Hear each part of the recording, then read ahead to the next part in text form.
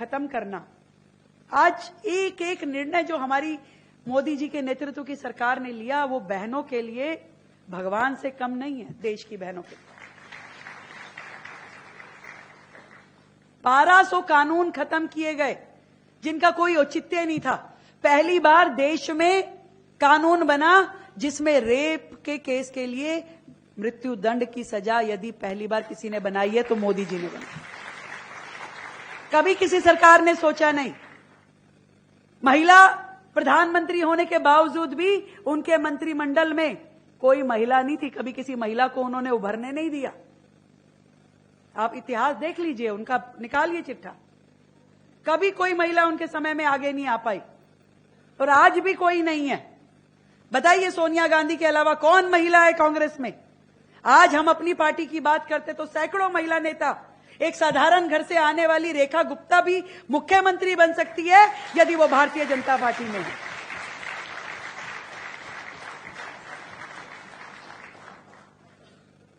मैं अपना उदाहरण सबसे बड़ा कह सकती हूं। मेहनत जरूर करते हैं हम भारतीय जनता पार्टी में। पार्टी कहती है ईमानदारी से काम करो, पर मेहनत के बाद में एकमात्र यही पॉलिटिकल पार्टी ऐसी है जो आपको ऊंचाइयों तक पहुंचाने की ताकत भी रखती है। कोई आपको बैकग्राउंड नहीं चाहिए कि आपके परिवार में, खानदान में कोई पॉलिटिकल लीडर है तो आप आगे बढ़ पाएंगी। एक साधारण महिला मेहनत का जज्बा रखती हो, देश समाज के प्रति काम करने की नीयत रखती हो और पार्टी को समर्पित हो करके चलती रहे, मैं विश्वास के साथ कहती हूं कि आपका भविष्य सच में बहुत उज्जवल है।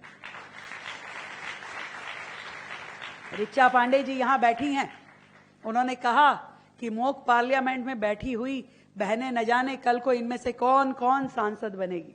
मैं विश्वास के साथ कहती हूं, गिव अप नहीं करना, चलती रहना,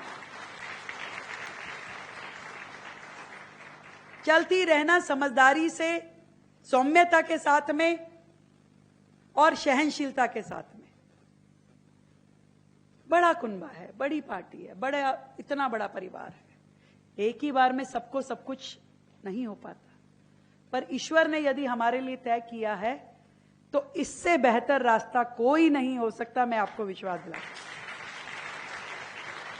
यदि आप समाज के लिए काम करना चाहती हैं, यदि आप देश के प्रति अपने कर्तव्य को निभाना चाहती हैं, यदि एक्टिवली आपको लगता है कि ये फील्ड जहां आप अधिकारों के साथ में समाज के लिए काम कर सकती हो, रिफॉर्म कर सकती हो, जुड़ सकती हो देशभक्ति की इस काफिले में, तो ये एक बहुत अच्छा आपके लिए प्लेटफॉर्म है जहां आप अपनी भूमिका निभा सकती हो।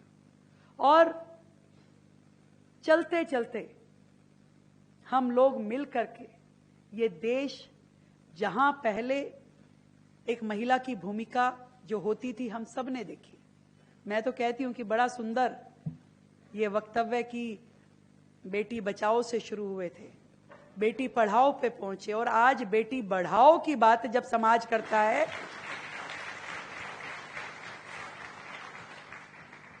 तो उसके लिए आसमान पूरा खुला छूटा हुआ है।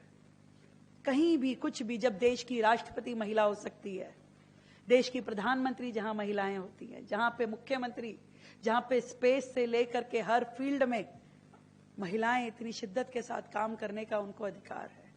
अपने अंदर एक जज्बा होना चाहिए, मुझे लगता है, समझने की, सोचने की ताकत, अपनी पर्सनैलिटी को ग्रूम करने का तरीका। शॉर्टकट नहीं, लंबा जाना पड़ेगा, जाएंगे, परंतु मजबूत काम करके पहुंचेंगे, करेंगे, मिलके करेंगे।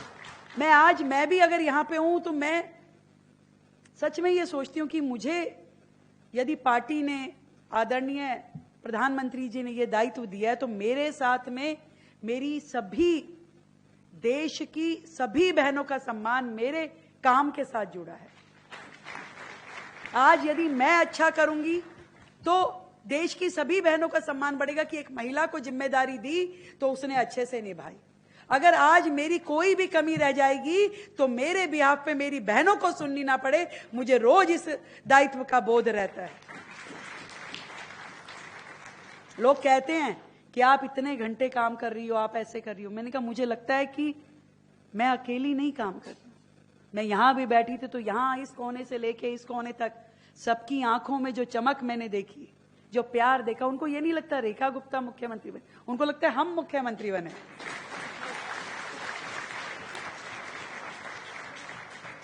और मैं भी ऐसा ही सोचती हूं इधर की तरफ बैठ के कि मैं मुख्यमंत्री नहीं बनी हूं, मेरे साथ में ये सब मुख्यमंत्री बनी है, इसलिए इनका सम्मान मुझे सोचना होगा। मेरी वजह से कल को उसे ना सुनना पड़े, उसको ना देखना पड़े, तो मुझे वो व्यवहार, वो कर्तव्य निष्ठा रखनी होगी जो मेरी हर एक बहन मेरे बारे में सोचती है, या पूरा समाज एक महिला के बारे में सोचता है।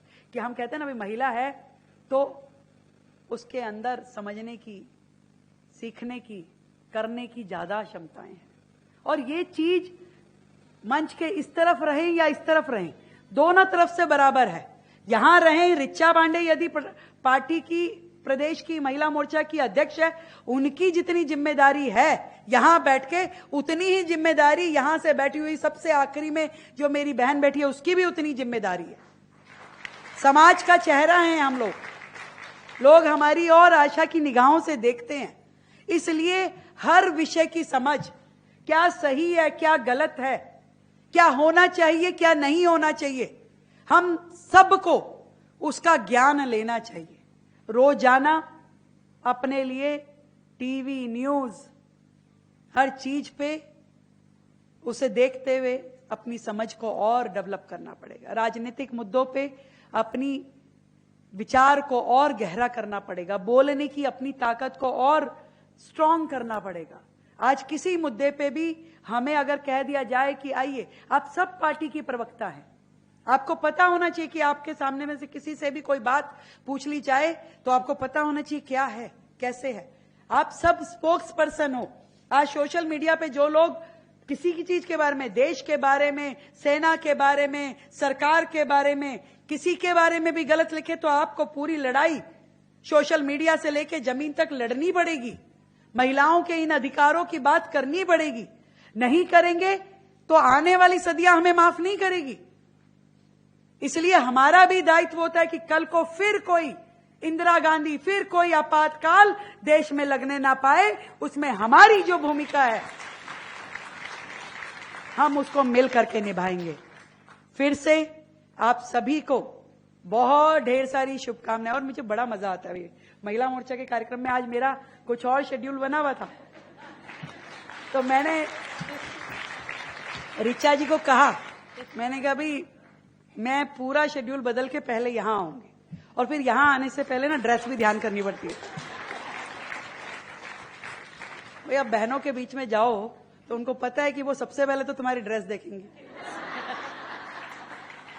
ऐसे ही अध्यक्षा जी ने भी आती कहा, दीदी आज साड़ी बहुत अच्छी लग रही है। मैं कहा रोज खराब लगती है। अच्छा लगता है अपनी बहनों के बीच में आके, आनंद आता है।